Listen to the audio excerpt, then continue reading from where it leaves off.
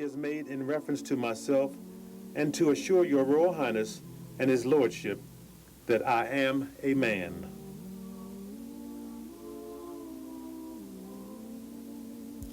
Withering amid what the London Times later called the wildest shouts ever from so grave an assemblage, Longstreet jumped up and led the U.S. delegation out of the hall.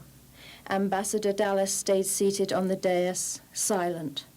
The proceedings ended, and Dr. Delany became an international sensation.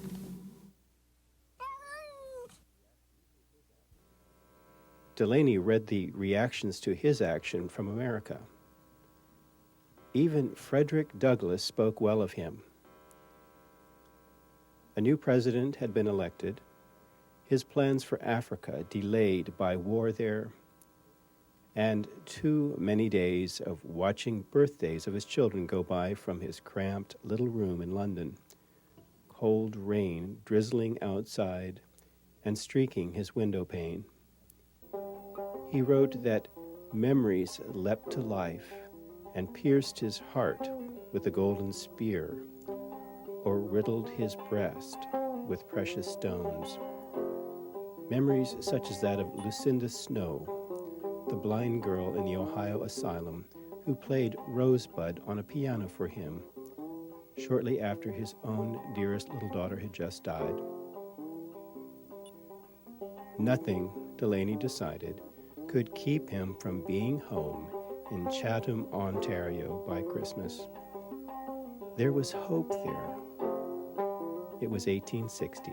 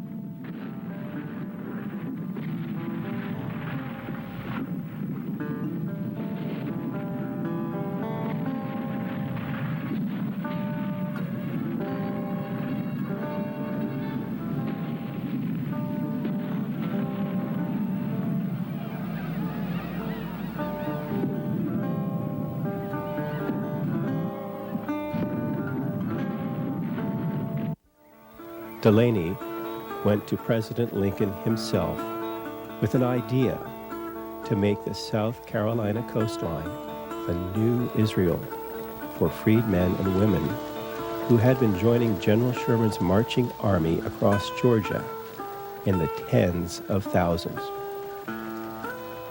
First, Delany thought they would be an army of Africa, of able black men, recruited, trained, and then themselves becoming liberating soldiers. And after the war, these same men would become able keepers of the land, the same land that General Sherman had promised them in South Carolina in January of that same year. General Sherman tentatively gave, subject to the approval of the president, of course, tens of thousands of acres of land, once owned by the plantation owners, to the freedmen. Each family, Sherman ordered, would get 40 acres, a place in the sun, and one army mule on loan. If Abeokuta failed to be Martin Delany's promised land, the Carolina coastline would be his Israel. On a cold, clammy, damp morning at 8 a.m. on February 8th, Delany was welcomed by President Lincoln into his study at the White House. Lincoln had followed Delany's doings for years. He knew him. On entering the executive chamber and being introduced to His Excellency, a generous grasp of the hand brought me to a seat in front of him. What can I do for you, sir? Nothing, Mr. President, but I've come to propose something to you, which I think will be beneficial to this nation in this critical hour of her peril. Go on, sir. Delany and Lincoln discussed the value of black leaders for freed black Americans and how so many feared black leadership. This is the very thing I've been looking and hoping for, but nobody offered it. I have talked about it, I hoped and prayed for it, but till now it never has been proposed. When I issued the Emancipation Proclamation, I had this thing in contemplation. I then gave them a chance by prohibiting any interference on the part of the Army, but they did not embrace it. But, Mr. President, these poor people could not read your proclamation. While he spoke, Lincoln was writing on a piece of paper. Honorable E.M. Stanton, Secretary of War,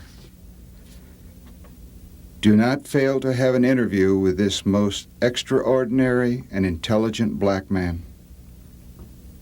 A. Lincoln. Stanton is firing. Listen. He is in his glory. Noble man. What is it, Mr. President? Why, don't you know? Haven't you heard the news? Charleston's ours.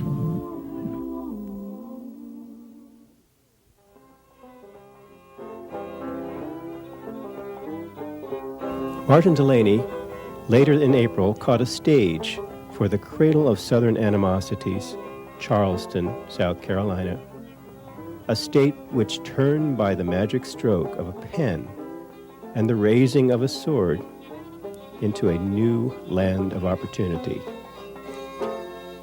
And he reported to General Rufus Saxton, a strong protector of the freedmen, and he commanded the occupation forces in South Carolina.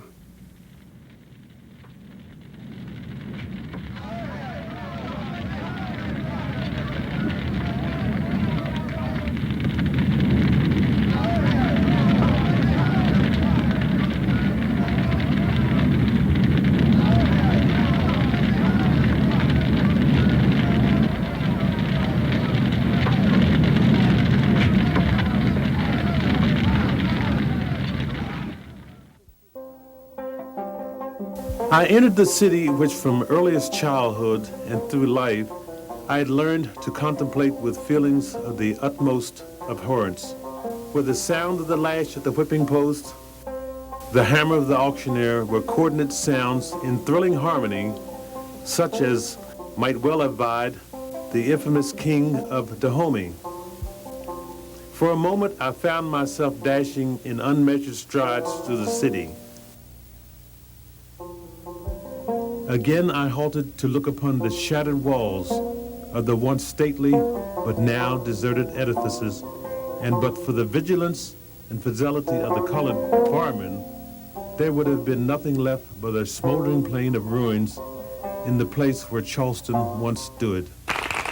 Chief Justice Salmon Chase said in Charleston, "A great race numbering 4 million is suddenly brought into freedom. All the world is looking to see whether the prophecies of the enemies of that race will be fulfilled or falsified. It rests upon the men of that race to tell."